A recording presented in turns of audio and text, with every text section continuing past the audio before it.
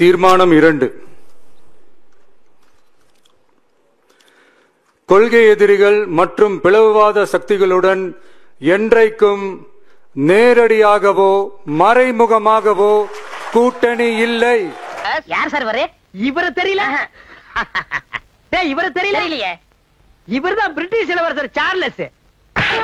ஒன்றிய அளவில் மலிவான அரசியல் ஆதாயங்களுக்காக மக்களை மத ரீதியாக பிளவுபடுத்தி மக்களிடையே வேற்றுமையை விதைத்து அதில் குளிர்காய நினைக்கிறது பாஜக. சும்மா ஒரு குல்லாவை போட்டுட்டு நான் வந்து மைனாரிட்டி பக்கம் இருக்கேன்னு ஒரு நாள் வந்து இஃப்தார் வச்சுட்டு எல்லாம் வந்துருமானே. எனக்கு பேச தெரியும். அந்த அறிக்கை எல்லாம் இந்த புசி ஆனந்தெல்லாம் கரெக்டா லிமிட்ல வச்சுக்கணும்.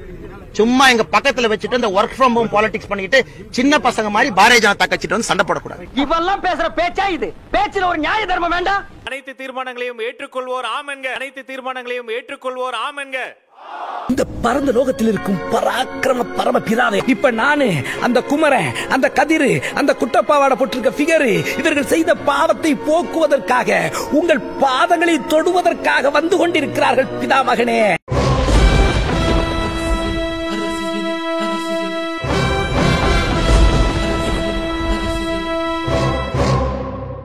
அவர்களின் இந்த விஷமத்தனமான வேலைகள் வேறு எங்கு வேண்டுமானாலும் எடுபடலாம், ஆனால் தமிழகத்தில் ஒருபோதும் எடுபடாது.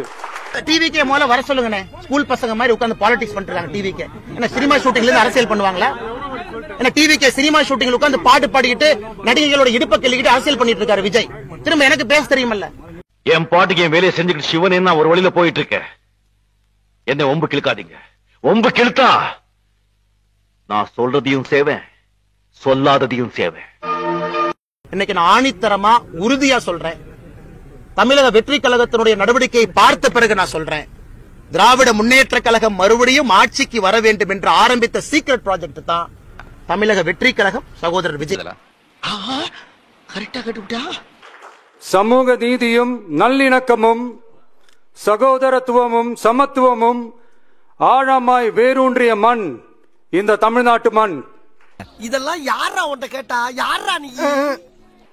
இங்கு தந்தை பெரியாரை அவமதித்தோ அறிஞர் அண்ணாவை அவதூறுக்கு உள்ளாக்கியோ அல்லது தமிழ்நாட்டின் மதிப்பிற்குரிய தலைவர்களை வைத்தோ அரசியல் செய்ய நினைத்தால் அதில் பாஜக ஒருபோதும் வெற்றி பெறவே இயலாது. நாடகம் பண்ணுவது விஜய், நாடகம் பண்ணுவது டிவிக்கே. திராவிட முன்னேற்ற கழகத்தினுடைய பி டீம் தான் விஜய். அப்படிங்களா? ரொம்ப ரொம்ப சாரி சார். அப்படிதான் பேசுவேன், அப்படிதான் பேசுவேன்.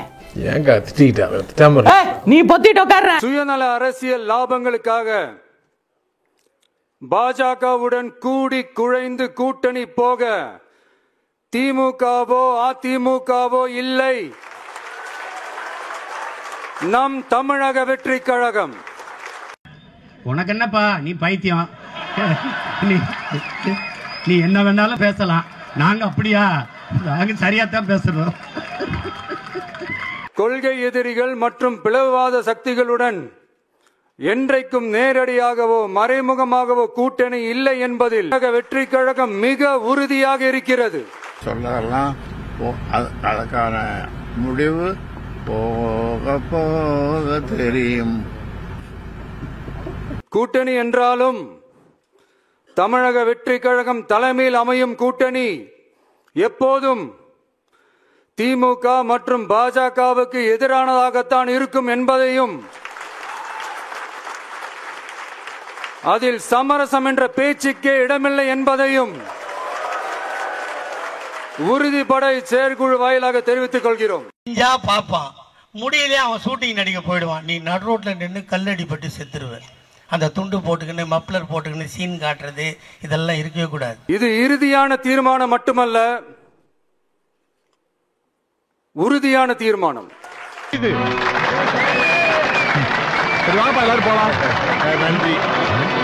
என்னத்தை புரிஞ்சுக்கிட்டு கிளம்பிட்டாங்க. நம்ம விவசாயிகளுக்காக அவங்க கூட நிக்க வேண்டியது நம்ம கடமை. அந்த கடமையை நாம சரியா செஞ்சே ஆகணும். கண்டிப்பா நாம விவசாயிகள் பக்கம் எப்பவும் நிற்போம், நிற்போம், நிற்போம், நின்னே தீருவோம். அடுத்து நான் எங்க நிக்கணும்? நடு ரோட்ல போய் நின்னு லாரி வரும் மேலே ஏத்துனா போ. ஓகேப்பா. பரந்தூர் விமான நிலைய பிரச்சனை தொடர்பா தமிழ்நாடு முதலமைச்சர் மாண்புமிகு திரு மு.க. ஸ்டாலின் அவர்களுக்கு ஒரு கடிதம் எழுதியிருக்கிறோம். ஓலை அனுப்பினாயா? எனக்கு கிடைக்கவில்லையே. கிடைக்கவில்லையாமே? அதை நான் இங்க கொஞ்சம் படிச்சு காட்டுறேன். மாண்புமிகு தமிழ்நாடு முதலமைச்சர் அவர்களுக்கு வணக்கம். வணக்கம். வணக்கம் மாப்பிள. ஐயோ பரந்தூர் பகுதியில் விவசாய நிலங்களை அழிச்சிட்டு புது ஏர்போர்ட் கட்டுறதுக்கு எதிர்ப்பு தெரிவிச்சு அந்த பகுதியில் இருக்கிற பொதுமக்களும் விவசாயிகளும் வருஷ கணக்கா போராடிக்கிட்டு இருக்கிறாங்க. சொல்லக்கூடாது. உனக்கு சொல்ல உரிமை கிடையாது. நீ பாட்டுக்கு ஏதாவது சொல்லிட்டு போயினா அனுப்பிக்கிறது யாரு? பாவம் போடா, நீ பஞ்சாயத்துல வந்து போராட்டத்தில் அவங்கள தமிழக வெற்றி கழகம் சார்பா நான் போய் பார்த்தேன். நாடு எங்க சார் போகுது? நாடு நாசமா போகுது. உனக்கு என்ன பிரச்சனை? அதத்தான் சார் நானும் சொல்றேன். அதுக்கு அடுத்த நாளே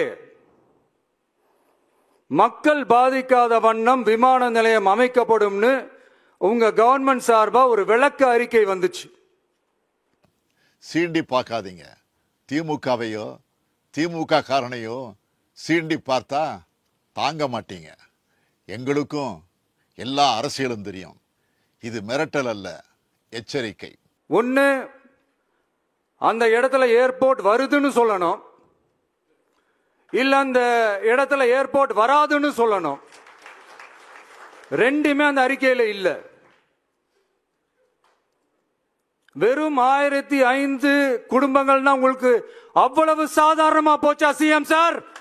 ஏன் கத்துற? நூற்றுக்கணக்கான ஏக்கர் விவசாய நிலங்களை, மிகப்பெரிய நீர்நிலைகளை, ஆயிரக்கணக்கான வீடுகளை, அவங்களோட வாழ்வாதாரத்தை அழிச்சிட்டு அந்த இடத்துல தான் ஏர்போர்ட் கட்டியே ஆகணும்னு என்ன சார் அவசியம் இருக்கு? அதெல்லாம் ரகசியம், சொல்றதுக்கு இல்ல. கொஞ்சம் சொல்லேன்ப்பா ஏன்னு. அதான் சொல்றதுக்கு இல்லன்றல்ல. நான் சொல்றேன். பணம் கொட்டு, மணி மணி காசு பணம் கொட்டு. அப்புறம் எப்படி சார் நீங்க உங்களை மக்களின் முதல்வர்னு நான் கூசாம சொல்றீங்க? இதுல வேற உங்களுக்கும் இந்த பரந்தூர் ஏர்போர்ட் கட்டுற பிரச்சனைக்கும் சம்பந்தமே இல்லாத மாதிரி வேற காட்டிக்கிறீங்க. பேட்டிய பரபரப்பாக்கி நீங்க பேர் வாங்கணுங்கிறதுக்காக இப்படி ஆதாரம் எல்லாம் பேசக்கூடாது. ஆனா ஏர்போர்ட்டுக்காக பரந்தூரை பரிந்துரை செஞ்சதே உங்க கவர்மெண்ட் தான் ஒன்றிய விமான போக்குவரத்து துறை அமைச்சர் சில மாதங்களுக்கு முன்னாடி சென்னை வந்திருந்தப்போ சொன்னார். அதுக்கும் உங்ககிட்ட இருந்த எந்த பதிலும் இல்ல. எவ்வளவு யோசிக்க வேண்டியிருக்கு பாத்தீங்களா? அதான் பதில். அவன் பைத்தியங்க. இதெல்லாம் உங்களுக்கு தெரிஞ்சுதான் நடக்குதா? உங்க ஒப்புதலோட தான் நடக்குதா? தெரியல. பதிலும் தெரியல. எனக்கு பதில் தேவையில்லை, எனக்கு முடிவு வேணும். எல்லாத்தையும் கடந்து போகணும்னு நீங்க நினைச்சீங்கன்னா பரந்தூர் பகுதி விவசாய மக்களையும் பொதுமக்களையும் நானே அழைச்சிக்கிட்டு வந்து தலைமை செயலகத்துல உங்களை நேர்ல சந்திச்சு முறையிடுற நிலைமை உண்டாகும். ஐயோ, நல்லவராயே, நான் வாழ வேண்டும் ஐயா, வாழ வேண்டும். அடச்சி படுத்தே விட்டான் ஐயா.